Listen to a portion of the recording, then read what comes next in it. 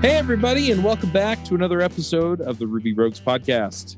This week on our panel, we have John Epperson. Hello, everybody. Luke Stutters. Hello. And Charles Max Wood from devchat.tv. And this week, we're talking to Julian. You told me how to say your name, and I'm going to blow it anyway. Rubisch. Yeah, exactly. Oh, I didn't blow it. Okay, good. We have you on. I think initially, we reached out about an article about Turbo Native, which is Turbo Links or Turbo on native apps. And I don't know how applicable that really is unless we're diving into like Ruby Motion. But we were chatting. It turns out that you're on the Stimulus Reflex team with a few folks that we all know, Nate Hopkins and Andrew Mason, who both used to be panelists on the show. So, I thought it'd be interesting. And we all kind of agreed, let's talk about that. I remember working my tail off to become a senior developer. I read every book I could get my hands on. I went to any conference I could and watched the videos about the things that I thought I needed to learn. And eventually, I got that senior developer job. And then I realized that the rest of my career looked just like where I was now. I mean, where was the rush I got from learning? What was I supposed to do to keep growing? And then I found it. I got the chance to mentor some developers.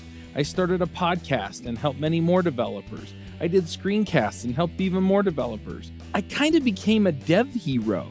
And now I want to help you become one too. And if you're looking forward to something more than doing the same thing at a different job 3 years from now, then join the Dev Heroes Accelerator. I'll walk you through the process of building and growing a following and finding people that you can uniquely help as you build the next stage of your career. You can learn more at devheroesaccelerator.com. So I went and I looked at the page and I saw that it's kind of inspired by Elixir Live View, which is also something that I don't know how many deep Ruby developers are aware of. So do you want to kind of give us the 5-minute elevator pitch on like what this is, like what we're talking about here and how it applies to a Rails app? Stimulus Reflex is the Rails incarnation, if you like, of server-rendered HTML delivered over WebSockets. And, it's been morphed on the client with Morphdom, which is exactly the JavaScript library that also powers Stimulus. That's also powering LiveView. So the HTML is sent over the WebSocket and it's being applied on the client through a morph operation. So it's like parsing the DOM and looking at diff and applying what's not in sync. So that's how it works. Basically, what's maybe interesting is that the creator of Stimulus Reflex, Nate Hopkins, who was a panelist here, the underlying library is called Cable Ready. And for me, Cable Ready is actually the Swiss Army knife of HTML over the wire, if you like. And Cable Ready actually predates even LiveView. So it's kind of LiveView was an inspiration to take Cable Ready and make it even more awesome, if you like.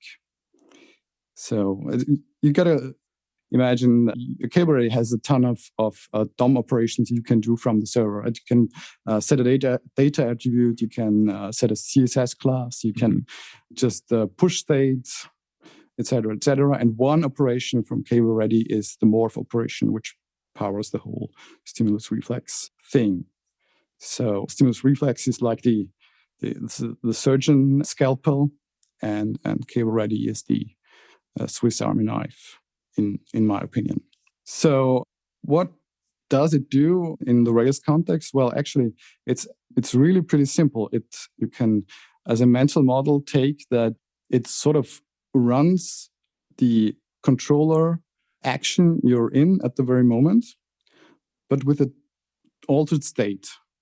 Like you can set session variables in state, you can alter instance variables, and it will render the HTML of the controller action you're on at the moment, apply the diff on the client. So for example, take a filter action, you do a faceted search, you tick a checkbox that says only active users or whatever, and it runs the controller action, but with a different scope on the filter, renders the HTML, pipes it over the WebSocket, and it gets applied on the client. It's the whole gist of the simplest operation. That makes sense. I actually have been working on an app where we did something like that, except I think it just used Turbo to like wholesale replace all the HTML at once. I don't think it was diffing and updating. I could be wrong about that. Yeah, that's how TurboLinks worked all the way. So TurboLinks was all about, and TurboDrive these days is all about exchanging the body of the page without touching all the CSS, reloading, reparsing JavaScript, etc. So makes sense. Yeah. So I guess what I'm looking at here, and just to clarify a few things. So essentially what it does is if I take some action within Stimulus Reflex will actually then communicate. Is it over a WebSocket that it does this? It is over a WebSocket, yes. And actually Stimulus, it lives in a Stimulus controller that is sort of anonymous. You don't get to see it actually. You can declare it in a markup as a data reflex attribute. And with a syntax very similar to Stimulus, you can say click minus greater than the reflex name, for example, filter, pound sign, and then whatever reflex action you want to take. That's how I call it. Right. And that then invokes the reflex. It alters whatever server state you have, renders the HTML as the controller action would do it, pipes over the HTML over the WebSocket, and on the client applies the div. That's the key difference maybe to Live View, because Live View only does the minimal, pipes over the minimal DOM changes as JSON, and we didn't go that route, or Nate Hopkins for that matter didn't go that route. Right. So it sends over the full HTML payload, and then the JavaScript on the front end does the diff. Right. You can scope it, of course. You can say, take only this ID, this element, and send it over. Of course, that's possible. And you can mark areas of the DOM as permanent, not to be touched. That's, for example, important when we had problems with action text. So you basically wrap the tricks editor in a data reflex permanent, so it doesn't touch it. Interesting. So what are the use cases that people are using this for? Because I can imagine it speeds up your interactivity of your page, right? Is that the idea? Yeah, the idea is that, well, everything you would probably use sophisticated JavaScript for, you can probably do 90% of that with a reflex, exactly for faceted search, or I do use it for composable UI, for example, composing a nested form, plus comment, plus post, plus comment, etc., building up the form as you go. I use it for drop zone uploads, etc. So, interesting. Once of course, you can, and that's maybe an interesting difference to both Live View and Turbo, is that you can actually call it from JavaScript. So you can make your own small stimulus controller. You can register stimulus reflex in this controller and can say this.stimulate, and it will trigger the reflex action on the server. You can do it declaratively in your markup or imperatively in a stimulus controller, which is pretty powerful, actually. It's funny because it was actually a tutorial that just came through. I think it was Ruby Weekly one week. And it was just like, get drop zone working in, with Stimulus and Webpacker in like 30 minutes. And this thing was like literally 30 minutes long. It worked awesomely. Everything was super smooth. And I really just loved how the code looked at the end. And I was like, I'm doing this for forever. And that's what got me hooked and started on Stimulus. I had to and I think that I even had to fix something, because I had something special going on that particular project or whatever. And it wasn't that bad to fix it. I just dropped into the drop zone controller, tweaked some of the JavaScript or whatever was going on, and boom, it was working. And I was like, holy crap, this is the real thing. This suddenly, this is exactly what I always wanted, right? Okay, somebody drags and drops an image. Well, I need to react to that thing. And you know what? That's almost the exact same thing as when I click the little button that says, hey, I want to select a file to upload. Just kind of sort of enters the pipeline a little bit differently. And all of a sudden, all your code is exactly that way. And I don't know how to express just how elegant and exactly as you need it to be Stimulus kind of is, if that makes sense. It just fits the natural Rails workflow. It's very different than the kind of like JavaScript heavy, like I gotta know everything about my app on the front end, but I still have to build it all on the back end, like sort of way that's kind of dominating the market right now. Anyway, the whole point is I'll like sit here and go on for forever if I'm not careful. But yeah, like it's funny that you mention it because that drop zone thing is exactly what like sort of demoed for me exactly what sort of stimulus is, and that sort of started my love relationship with it. Yeah, it's funny. The way you're talking about that reminds me of the way that I talked about the Whoops video from DHH when he made the blog in 30 minutes, right? It was like, yeah, oh, I get it. Right? I'm gonna see if I can't find that or whatever, so we can link it. Was it 30 minutes? I think it was shorter than that. So it's 15 minutes. It might have been, yeah, something like that. Whatever. It totally Blog in 15 minutes, yeah. Oh yeah, different videos. So this is for people who hate writing JavaScript, right? This is why we're doing this, to avoid writing JavaScript. I happen to know, Julian, that you do write quite a lot of JavaScript. You do some progressive web apps, yes? Yes. Well, that's one thing that's maybe it's a wrong framing. I know that this is the general framing also brought about by Hotwire to a bit, and that we're doing this to avoid JavaScript. And I know that many Ruby folks want to avoid JavaScript. And I say you can do such brilliant things with JavaScript. The whole point is, as was just mentioned, is to fully embrace the majestic monolith, because I don't want, or maybe this was also is my history with Stimulus Reflex. I came across this project in late 2019, and then the pandemic hit, and suddenly I was in the situation to have to do more with less. And that's when I started thinking about how can I squeeze more out of my time. And Stimulus Reflex is exactly that. It's conceptually the most compressed framework I know, because the mindset is actually so simple. It's take your state, alter it, render, ship, and morph, and that's it. So it's about keeping the state away from the page, away from the client. Right. Yeah, it's interesting to me too, because for me, the draw, it isn't so much that I'm not writing JavaScript. The draw for me is that the JavaScript that I had to write early in my career was callback hell, right? It was jQuery, and it's like callback to callback to callback to callback to callback to callback to eventually get a thing done, right? And it's like, I've got to notify every single part of my page in order to get it to update properly, right? And then we went from that to, I've got this genius idea. I'm going to use promises. So then it's not callback hell. It's then catch an error, then catch an error, then, right? And oh man, and that wasn't a whole lot better. It was just a little prettier, right? I'm so glad you said that, Chuck, because I was doing the promises. I was like, surely this is like a callback, but it's got a different word. Yeah, and it's got a little different structure, right? And so it's got a little bit of a different performance run in. But yeah, I mean, at the end of the day, it was.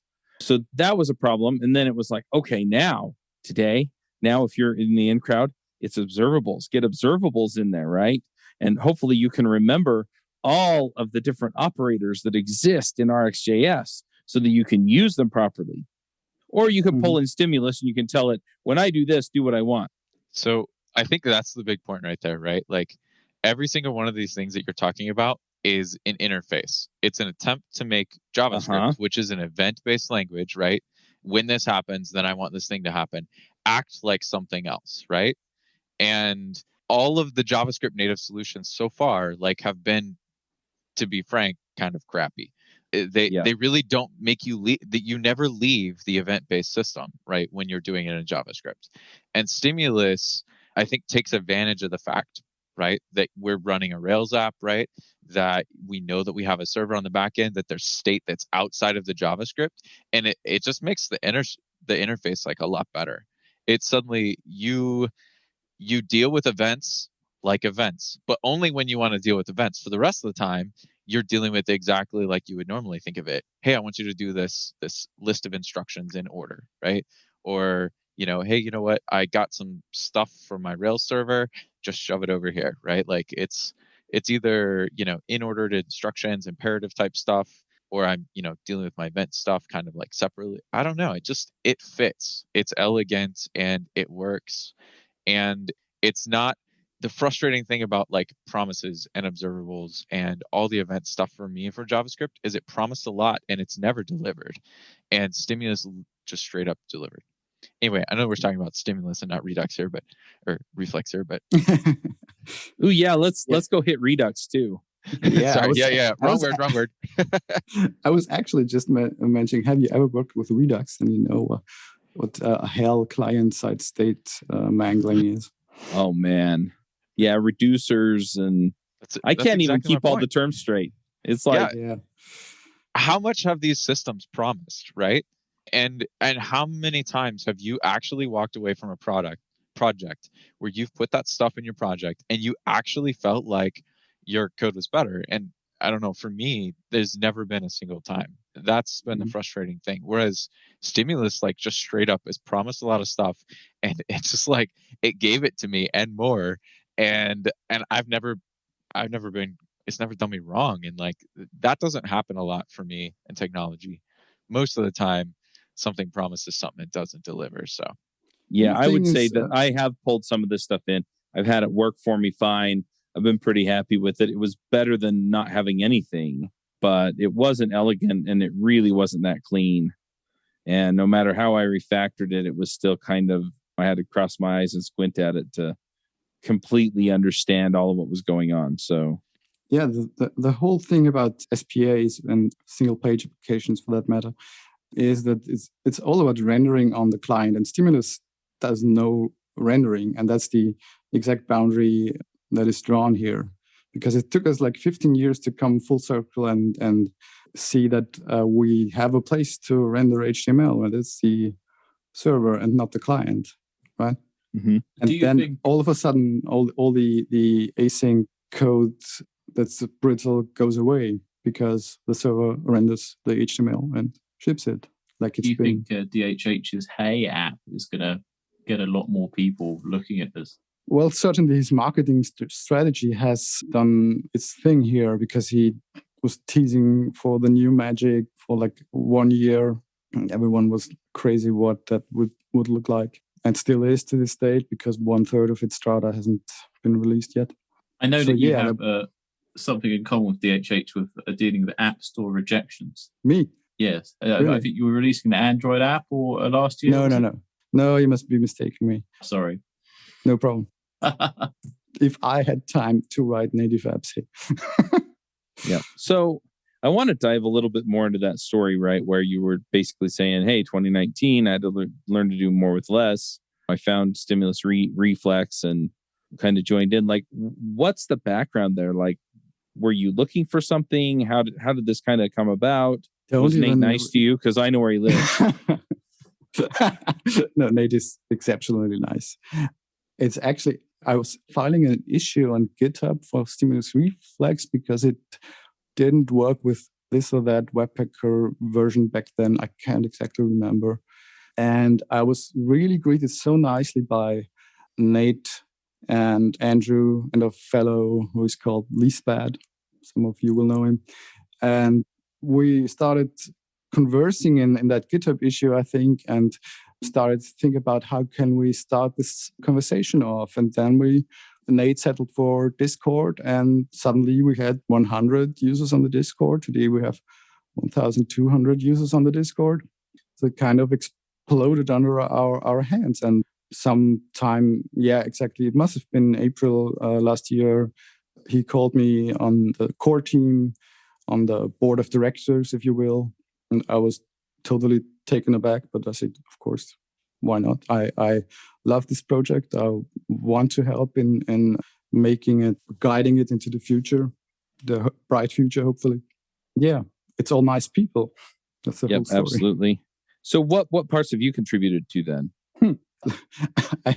Actually, it's interesting because last week I did my first professional consulting audit of a Stimulus Reflex app. So I actually get called by folks who want me to look at their usage of Stimulus Reflex. It's also something that a year ago I wouldn't have dreamt of. But then I said, I'm the Stimulus Reflex janitor. I'm the one who takes messy code and breaks it apart into smaller modules. And I'm not the one to build all the cool new features and interfaces. And I've always been a pattern matcher, if you like. I see objects arising in front of me and I extract them to classes, etc., etc. So that's basically my role on the team. So one of the things that I managed to kind of find in your GitHub earlier today was, I mean, it's thing, whatever. Anyway, so you have this better stimulus or whatever, where you like have like best Yes. practices for stimulus. That's also something I started a year ago. Yeah. Yeah. I mean, how did you kind of like pick some of that stuff? Like, how did that come to be? I hadn't even noticed that before. I'd sort of like, I mean, to be honest, I've been using stimulus for a few years now, so I've come up with my own best practices, and I never really saw something like this. I'm just kind of curious, like, how did it come to be? A community make that? Did you just feel like, you know what? I'm tired of janitoring people's code bases and seeing these problems. Here's what's wrong. Here's what you should do instead. Well, it's an interesting. Well, it also came out of this community because one day we chatted about good or bad stimulus code and how to discern that. And people, that's also an interesting trait of this community. People come and ask us about almost anything related to Rails, and they ask, "Is this a good stimulus controller?" etc., etc. And then we started thinking that we should have a knowledge base or something of that kind where we start to document all that. And I said, okay, well, hey, I'll buy this domain, and will you help me like reviewing the best practices we find and assembling them, etc., etc. So actually, I haven't posted really to it for like 3-4 months now because other things were more pressing, but it gets significant traffic actually. So there apparently is some necessity for that. And with the growing popularity of stimulus, I think it will become even more, I know that I'm going to be back even here. more important, yeah. Already found like a couple things on here that I'm like, oh, I need to like add this to this one app, or I've had this pain point and I just like either ignored it or worked around it in a different way. Do you know stimulus use for? What's up? By chance, stimulus use is a collection of mix-ins by a French guy called Adrien Poli. And I have also contributed to that a bit. It's I don't know the URL. If you Google stimulus dash use, you'll find it. I found it. I think Andrew Mason linked this to me a while back. Yeah. That's one. And that's sort of the hidden standard library of stimulus, if you like. And also Adrian gave me some useful hints as to what to include, etc., etc. So this is all largely uncharted territory, right? We're all learning in real time here. We don't have the Facebook React core team to tell us how to do it right. We need to find it on our own.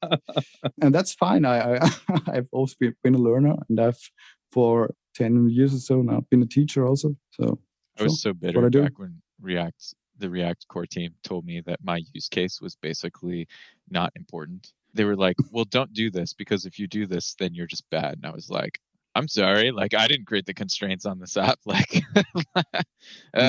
I think I was like back. I don't even remember what the feature was anymore. I just remember that I started not liking React after that day. Yeah, boy. And that's been an evolution too, that I think is interesting juxtaposition against where stimulus has ended up, right? Where people were using stuff like Angular or Knockout or, some other stuff early on. Ember.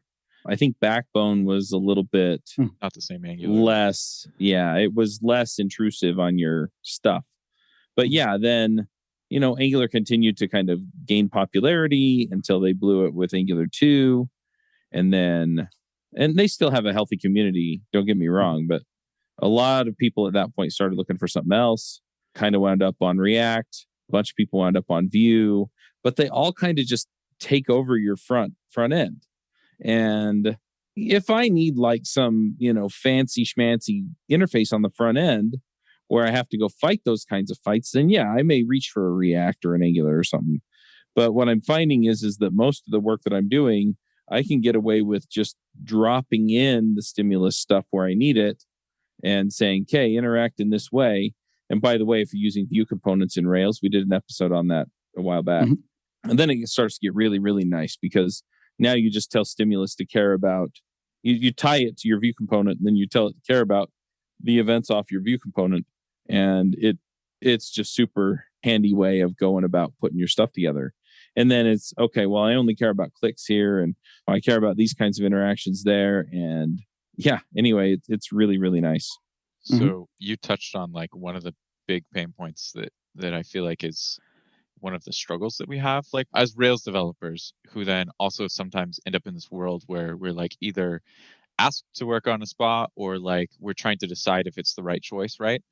One of the things that like just seems to happen is like once you pick React or Vue or Angular or any of those things, like you start to write the spa, and at first you're like, okay, I get it. You know what? We can share with the back end, right? Like, and you like create this relationship. But as time goes on and you try to fix all these things on the front, what ends up happening is you start having to pull more and more stuff from your back end that you already wrote, and you have to put it on the front end. You don't have any choice in the matter. There's nothing that you can do about it because that's how they're designed. And they're like, well, no, I can't work unless you collect all this information in me. And so you end up rewriting your entire app in JavaScript, whether you like it or not. And Stimulus provides you the option of not being forced down that road. That's, to me, that's the biggest like argument for Stimulus, is that it doesn't lie to you and tell you that it can live in harmony with your backend and then trick you into basically picking it and throwing away your backend. It actually works with your backend, and it always will. It's actually the other way around. You will have to do massive work to convince Stimulus to act in such a way. Yes, you're right. You can't force Stimulus to become your front end unless you like really work at it. Oh no! Now I have to create an overstimulated framework for the front end. Overstimulus? Yeah, where Stimulus takes over your front end. Anyway, I agree with you there. The other thing is that we see, and I've always found this interesting, right? Is that now all of these solutions have server-side rendering options, right? That you have to pull into your app so that you can get the performance and SEO benefits that you would get from just having it server-side rendered by your back-end technology like Rails. And so and those are just more hoops to jump through. And so I wind up looking at it and going, wow, this is insane. Isn't it crazy? There was one tweet I read when they announced like a React server-side rendered. Said that, oh, look, they're reinventing PHP. Yeah. And that's exactly what they did in a way. I'm going to take heat for this, but it's exactly what they did. Well, it's where they started, wasn't it? Facebook started on PHP, so it is full circle. Yeah, it is. Yeah, I'm not trying to beat up on JavaScript here, but I am trying to like say that like when you pick one of these if you pick one of these single page app technologies to be your front end, you are making a lot of architectural decisions that you don't know about yet, because they don't talk to you about that. They don't tell you that you're basically giving up all of these things that you had. They don't talk about the trade-offs that you're making, right? And all of a sudden you end up down the road with basically you're missing features that you critically need. And in order to get them, you have to give up Rails. So there's nothing, and that's fine if that's the choice you really want to make, right? If you're like, you know what, I love Node, I want to go Node, and I want to do a Node React app. Cool, that's great. You know what, that's fine. It'll work great for you. But when you say, hey, I want a React Rails app, and like you're sort of being promised that that's fine, you know, that's not actually true. Like you're giving up a lot more than you think you are. And when it comes down the line, like React isn't going to work nice with your Rails app in the end. Like there's all these hacks to try and make it work, you know, or whatever. But, you know, the React team is not supporting that. They're supporting you shifting all of your stuff to Node. And so you're kind of being pushed down that road to make those architectural choices that you may or may not want to make. Anyway, I guess my grief isn't necessarily that this technology is bad. It's that I really like to be cognizant of the architectural choices that I'm making. And I really, really hate it when I feel like I'm being deceived. This is the actual role of an engineer or a full stack engineer at that.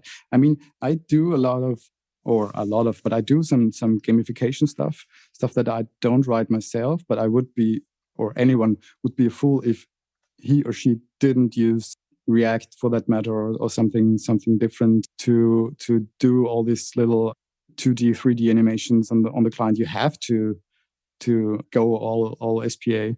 But that's the 10% you don't get out of the server-side rendered approach, and that's fully okay. Yeah, but what you're But talking you have about to here is, draw these boundaries. yeah, you're choosing the technology based on the problem you have instead of choosing your problem based on the technology you want to use.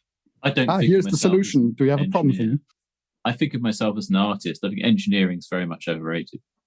So do I. Pushed down the road to Node. I like that, John. Push down the Node road. Bold. Whatever. I mean, in the end, I just don't like.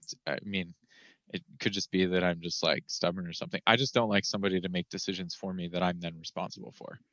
Hey, folks, if you love this podcast and would like to support the show, or if you wish you could listen without the sponsorship messages, then you're in luck. We're setting up new premium podcast feeds where you can get all of the episodes released after Christmas 2020 without the ads. Signing up will help us pay for editing and production, and you can go sign up at devchat.tv/premium. I think I've got a confession. I've got a confession to make to you, Julian, and it's about right. Vue and single page apps and client side rendering. I've got a kind of stealth project where I'm replacing what's usually done by upwards of 12 to 15 pages of configuration in this industry with a single page, like literally a single page. So it's an incredibly dense UI lump. And I know you've developed lots of these things before. And I decided to do it in Vue. I did it last year. I couldn't find anything. And I wrote the whole thing. Yeah, right. I wrote the whole thing in Vue. It was my first Vue thing. It's my first real kind of responsive thing I'd ever written.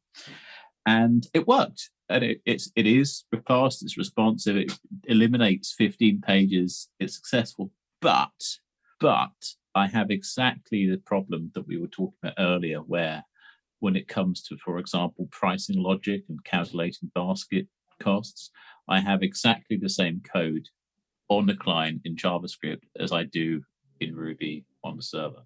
Now, this is not a Rails app, so I'm not using Rails as a framework. And it doesn't even use Active Record. I'm kind of using something else because this is a kind of wild experimental thing.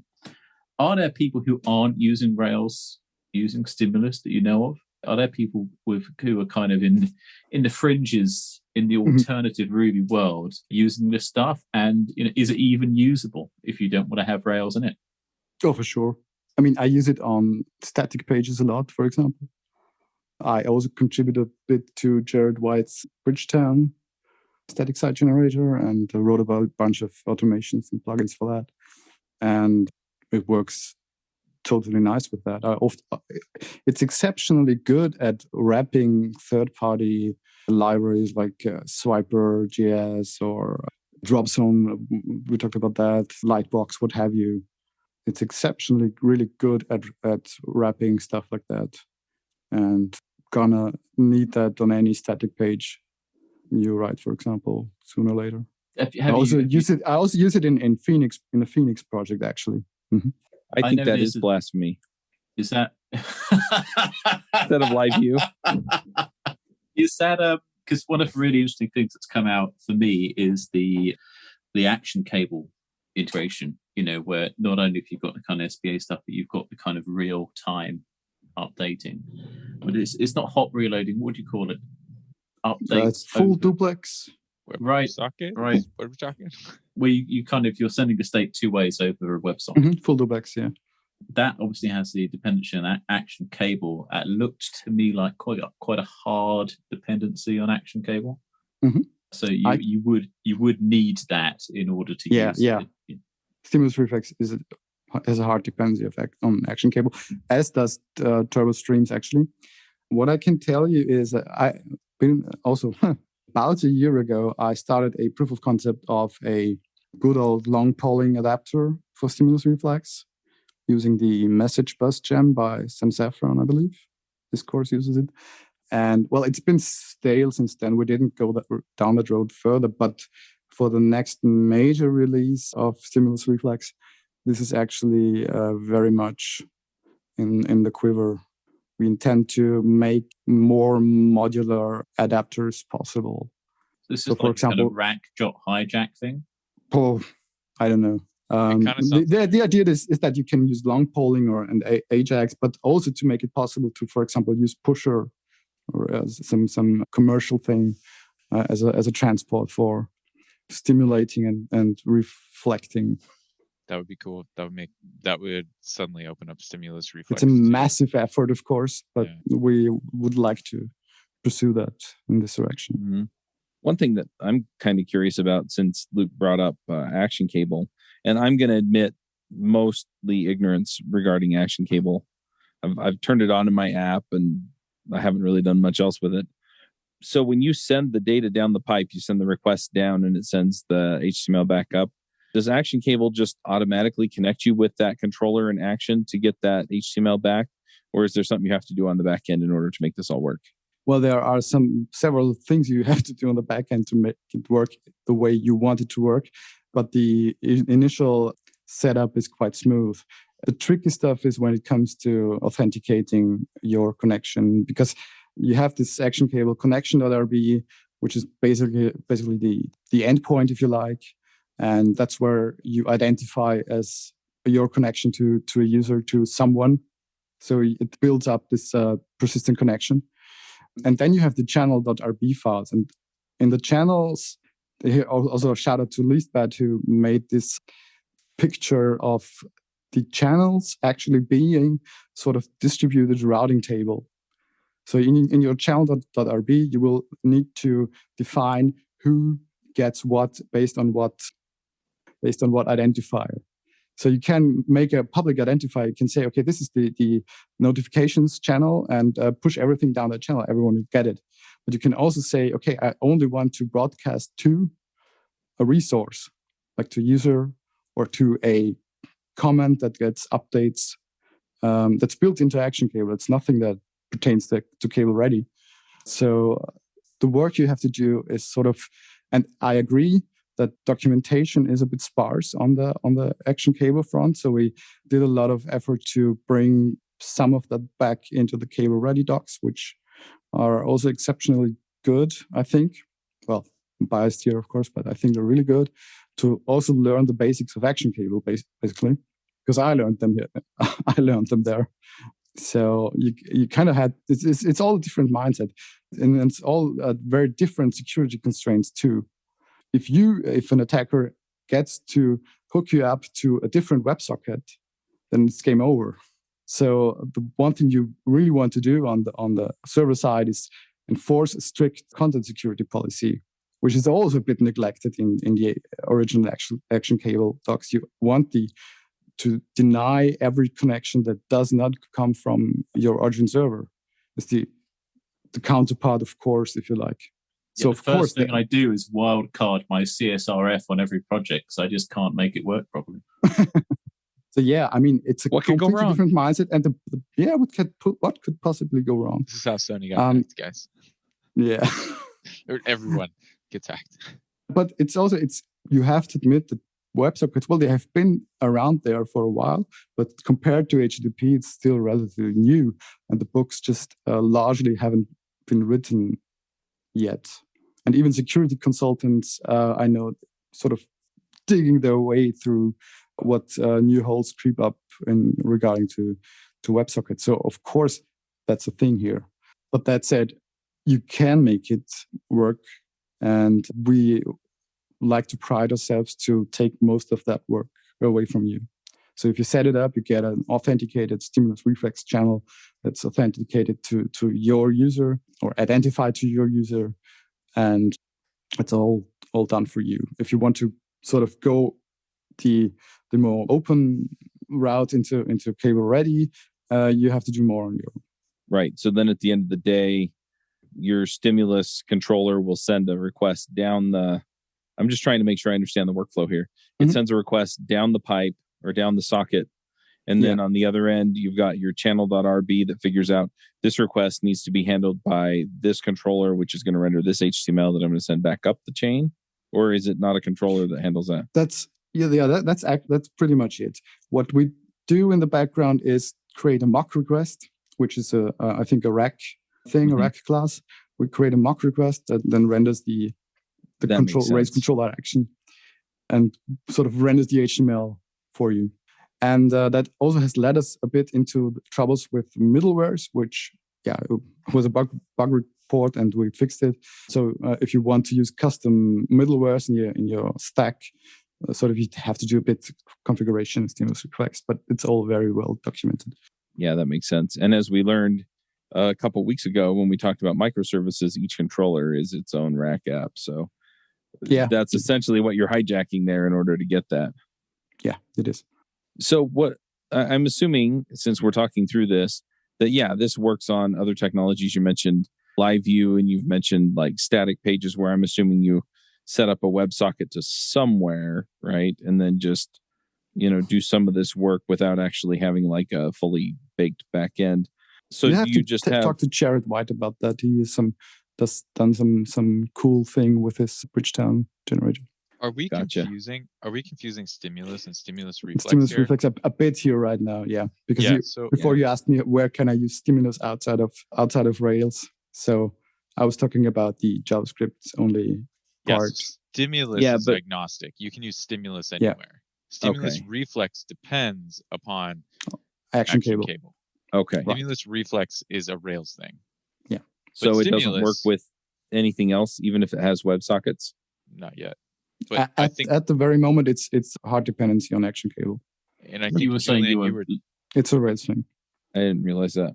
You were talking about, Julian, that you're working on something that will make it possible for stimulus reflex to work with possibly other, WebSocket connections. Well, you were talking long pulling, but let me take this from another direction. Early on, we had some Django folks in our channel who recreated the cable radiant stimulus reflex server side on their side, and it's called Sock Puppet, I believe. So it is very much possible. It just this is a community effort, right? We're not big corp who has teams behind that who can make that happen. We encourage everyone to try and make it happen, and with Django it worked. Sweet. And it's actually the same as Hotwire, right? Hotwire, the turbo, is sort of a client-side specification. And now it's gaining implementations from Django and PHP and what have you. So we're not making any assumptions here, but right now we don't have just the manpower to transfer it to every possible backend. Right. So the sock puppet is essentially something that mimics the way that action cable works. It mimics the way that stimulus reflex works on the server side. Oh, okay. So if I'm installing stimulus reflex, am I installing a gem then, or an NPM package, or both? Both. Can I ask you about your Discord? Yes. What's it? I've never developed software in Discord. What's it like running an open source project on Discord? And is it good or bad? I can say before this experience, neither have I. So I can't really say. I don't have any suitable comparison before this. What I can say is that we, in the spirit of Nate Hopkins, have developed a very inclusive way of dealing with newcomers. And also this is the feedback we get, that everyone is very welcome. And we even try to help people with Hotwire, even though we're not experts at that, et cetera, et cetera. And it's challenging at times. But then all of a sudden you get lots of people showing up and helping each other out. So sometimes it needs a little bit of moderation. And I must say, for me as a European, it's a bit hard, because the moment the Americans start chatting in there, I'm already off on my way to bed. And in the morning, I wake up to a wall of text. So when I'm online, there's usually not that much conversation going on, except for with other European maniacs like me. But for us, it worked out really exceptionally well. Much more than it. I know some Slack communities, and I would say Slack is much more for teams, for developing in teams, and Discord is really a bit better at running a community. I found Slacks for projects. I mean, Minio was the last one I spent some serious time getting into. I found the Slack not so good as Discord, and the big advantage for me is it's less formal. It's much easier to drop into a Discord, than it is to drop into a Slack, or especially GitHub. Is either you're doing a pull request, which you won't be doing when you're starting to kind of play with something, or you'll be opening an issue, which again can be difficult, especially if you're brand new to a project. So I was really interested that you were using Discord for actually pretty much running the project, correct? Right, yeah.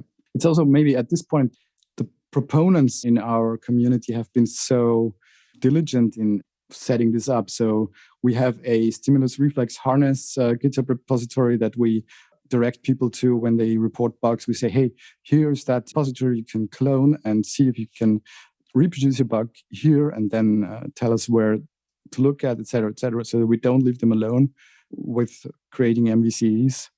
We sort of try to help them from the very beginning when they start to have problems. Yeah, I don't know.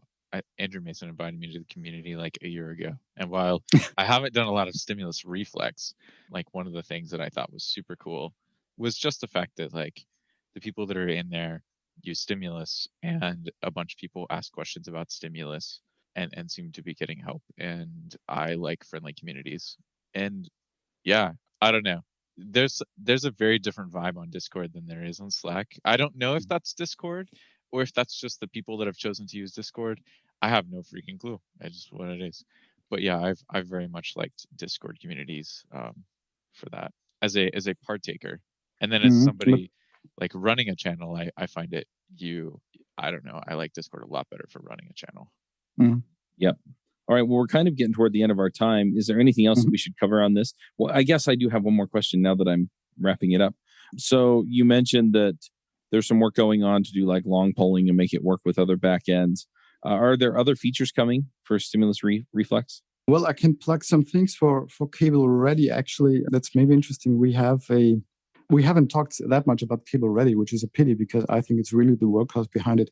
In Cable Ready, you can just chain operations you want to run against the DOM one after another. You can say, log this to the console, then play that sound, then add this CSS class there, then remove this element, etc., and at the end broadcast it along. And so, like promises. Sorry, I couldn't help it. Pretty much like promises. But for example, what we did is make a operations serializer, which sounds totally boring, but it's actually very interesting because it enables you to serialize operations, Cable-ready operations, the ones I just talked about, and push it to a background job, which you usually can't do if you're dealing with procs, because you can serialize procs, et cetera, et cetera. So people started to, on the client side, there's one method for Cable-ready, which is Cable-ready.perform, and it performs these operations. So what you can do is actually make a Cable-ready, serialize a bunch of Cable-ready operations in a JSON, normal JSON endpoint, query it from a stimulus controller, and just call Cable-ready.perform with all the implications that gets. But this is also one of the building blocks we've built to go into the world of multiple transports, et cetera. Let me just pull up. I don't know everything by heart. It's like what we used to do way back in the day when we would call something and return gs.erb and run these scripts on the front end. Yeah, this is what maybe not an architecturally like sound choice. This is what TurboStream forces you to do in a sense. What's coming is a sort of a helper element of Cable-ready that allows you to inline define a stream. So you say stream from in your HTML. You can say stream from current user, and it will make you a channel, a Cable-ready channel. It will make you the front and the element to consume the channel, and then you can just blast from the back into the front end your operations without having to do any manual setup on the front end. So this is actually pretty interesting. We also have, or what I'm working on is maybe just one thing I want to plug is the Futurism Jam, which I have created in September, I think, which is it's very simple, actually, lazy loading thing. So based on intersection observer, the moment your thing gets, your div comes into view, it will replace the placeholder you define with the actual content of it. And I designed it so it's very, very, it is actually completely congruent with the render partial call. So you can basically take any partial, instead of render partial, you say futurized partial with a do block in which you define how the placeholder should look like. Should it be a skeleton loader? Should it be a spinner? Whatever, et cetera, et cetera. And this has led me to speed up many controls by 500% just by lazy loading stuff.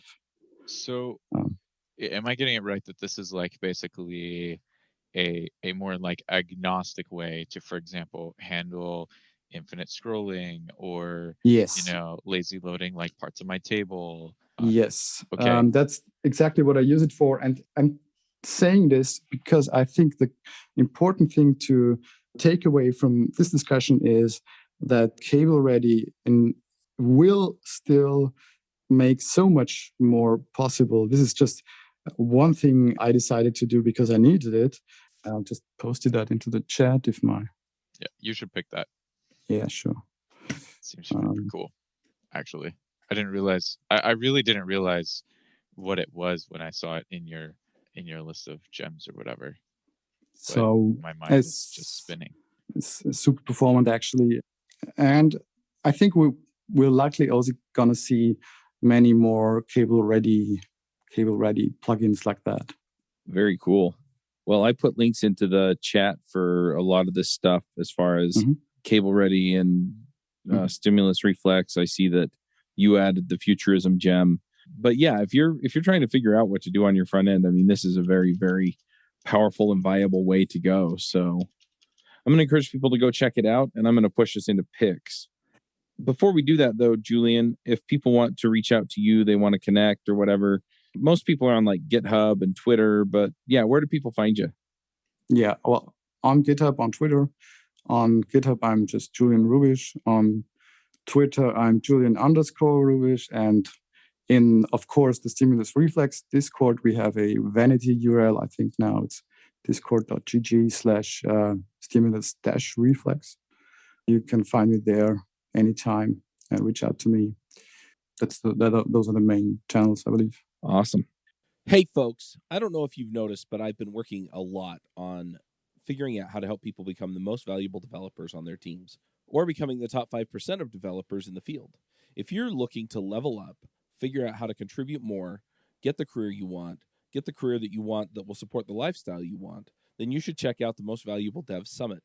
I've invited some of my friends across the community, people that you've heard of, people that have worked on systems that you use on a daily basis, people who have invented new ways of doing things over the years in programming, and I've asked them one question, and that question is, how do you become a top 5% developer?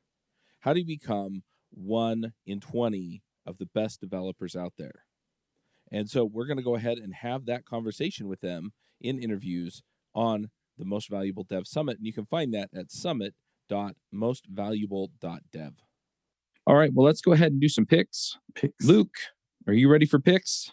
I'm always ready for picks. All right, picks away.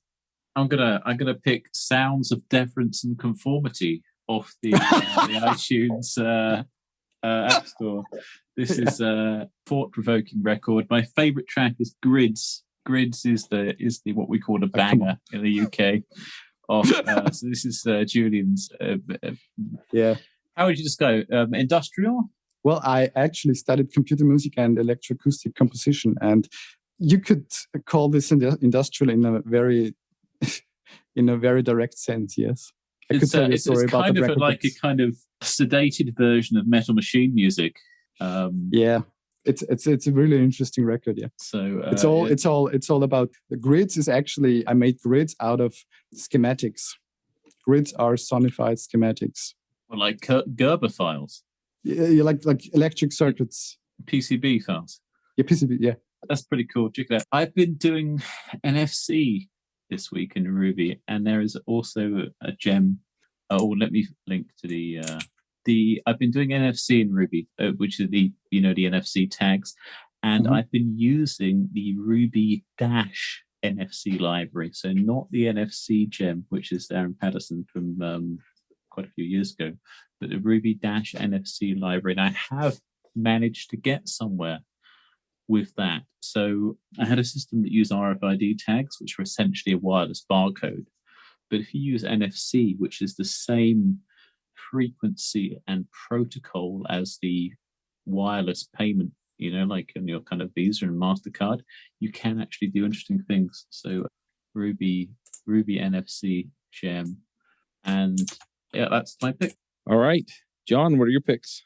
All right. So I have a couple stimulus related ones too. So one, I'm definitely going to pick that tutorial that I put it in chat earlier. I'll put it in picks or whatever. But the tutorial that totally convinced me that stimulus was the real deal. So you can go check that out if you have some time. It's like stimulus, action storage, Webpacker, and Dropzone, right? Just like connecting up those things works super smoothly. If you're working on like a Rails 5+ app, it'll work great out pretty much out of the box or whatever. If obviously with caveat there being you have to have picked, decided to go Webpacker route. So that's one. Number two, I was actually working on that Spree app that I've been working on for a little while now. It's funny because I didn't realize you were doing this week, and I'm just going to directly pick stimulus because I legitimately was trying to fix some problems that I was having with the JavaScript on the front end, and I was just like, screw it, I'm just going to stimulusify this stuff, and I did, and it was great. So yeah, it was. So anyway, so I'll pick that guy. And then lastly, so this isn't a scotch or whatever, but recently my buddy picked me up a hot damn or whatever. So I drink hot damn mixed in Dr. Pepper. It's pretty reasonably good. So hot damn's a cinnamon schnapps, in case you're not sure, but there's like the 100 proof version, which is actually pretty good. So anyway, I'm gonna go ahead and pick that this week too. It was pretty awesome. He gave me that for my birthday, and I've enjoyed it. Nice. I'm going to throw out a few picks of my own here. The first one, so this weekend I got away with a bunch of guys that I just I don't know how to describe them because they're kind of my best friends, but not in the sense of, hey, we're all going to go watch football together or whatever. These are guys that I talk to every week that, tell me when I'm being stupid and tell me when I'm doing well and kind of give me a head check on a lot of the decisions I make. And anyway, so we all got together in Nashville and had this get together. And the morning before it started, we all got together or some of us got together and played golf at the golf course where the event was. And that was so fun. So I'm going to shout out and pick golf. If I'm ever going to a conference and you know about it and you want to get a tee time, I am game.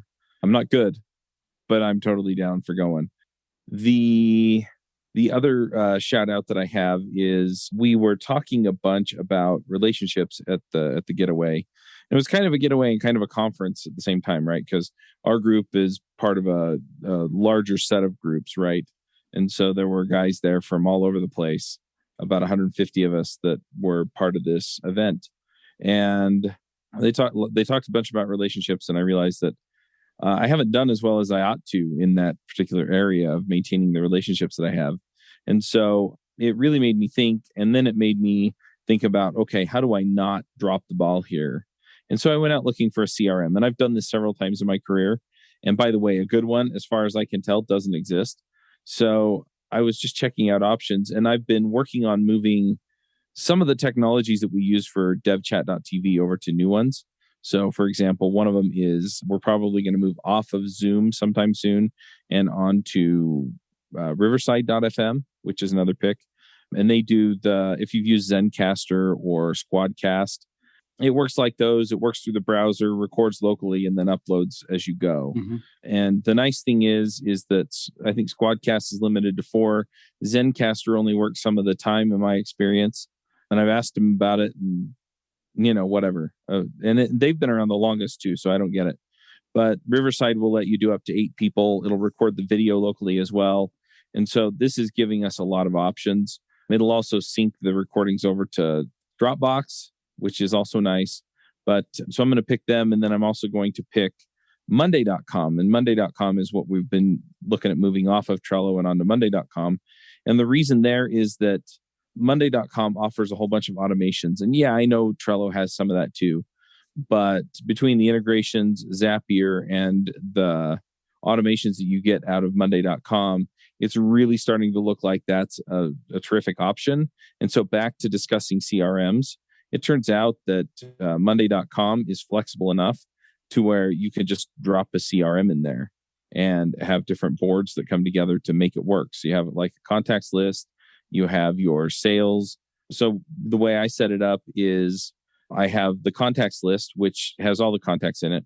And then I have a board for just general follow-up, right? So people who I have a personal connection with that I want to follow up on.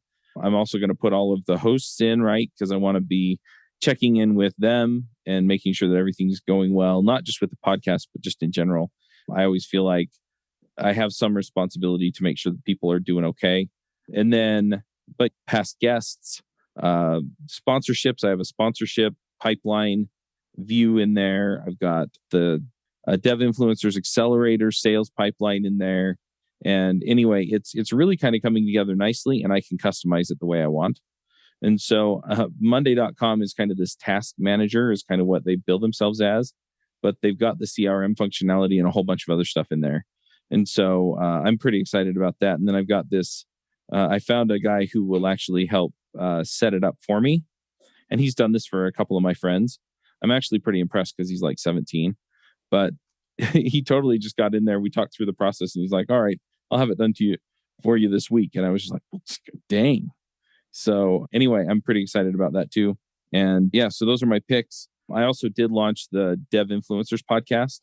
So we'll be running that. And then the last thing is that I am looking for people to help me out with kind of just being an extra set of eyes and orchestration for some of the different areas that we have shows in, to help us pick topics and, just kind of shepherd some of the process through. And so if you're interested in doing that, I'm not in a position to pay somebody to do that right now. But if you're interested in that, let me know, because I have some other things coming down the pipe. And I think eventually it'll turn into a paid /commission type deal where, whatever portion of this you're managing, you'll get a cut of whatever comes in. So anyway, those are my picks. Yeah, stay tuned for some of that stuff because it's coming pretty soon. But yeah, we're going to kind of go beyond podcasting, and we're going to go beyond what we're currently doing with podcasting.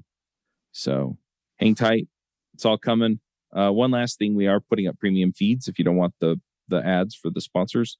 And you can find that at devchat.tv/premium. So anyway, that's pretty much it. I'll stop there. Julian, do you have some picks? I do have one pick, actually.